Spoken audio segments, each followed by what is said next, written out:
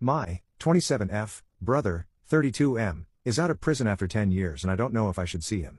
My brother was a thief. He drunkenly stole a car and had an accident, causing major damage to another person. He got 10 years in prison. After he was sent to prison, my parents were devastated.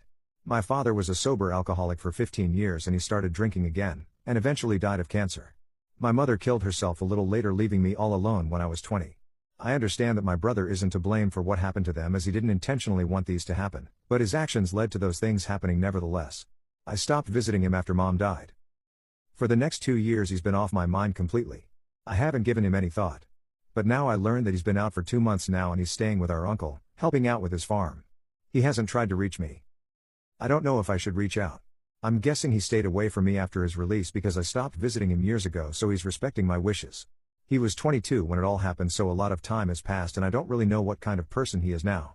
I don't know how I'd feel if I see him again. I welcome any and all suggestions and advice. Update: I remembered posting here, and decided to give an update after 1.5 years. I decided to go and see him. I talked to my uncle first and he told me that my brother is acting great, doing good work and is being very reasonable about everything. He also said he's asked about me but kept his distance out of respect, since I stopped visiting him in prison. When I met him it wasn't easy. I had some unresolved feelings and I ended up shouting at him a little, but also eventually ended up crying in his arms. We talked for hours and hours that day. The more we talked, the more I realized how much I missed him and having him in my life, and also how little I knew about our parents. They were horrible to him, really abusive. Our father used to hit him. I remember him crying in his room sometimes. I always teased him and mocked him for it. I was a lot younger and didn't know what was going on, but I have vague memories that I mostly hurried, but now they made a lot of sense. I even remember our dad went to his room with a belt. My mom told me he wanted to see if it fits on my brother's pants. I was 12, I think. I believed it and never thought twice. No wonder he was acting out and was troubled. I know it doesn't excuse what he did that left him in prison, but it adds some context. When I visited him in prison early on, he would always ask me if our parents are treating me well. They were, to be fair, they never abused me. Or if they did, I don't remember. I thought he was trying to badmouth them, but he was worried about me. He apologized to me that his stupid mistake ended up separating us because he had promised himself to keep me safe and to help me when I turn 18. Our grandma confirmed the abuse as well when I talked to her. She knew about it and did nothing. She told me my mom didn't kill herself because of what my brother did or my dad's repulse. It was over guilt for not doing anything to end the abuse that my brother suffered for years. My view of my parents have changed completely. To make it short, we decided to restart our family with a clean slate.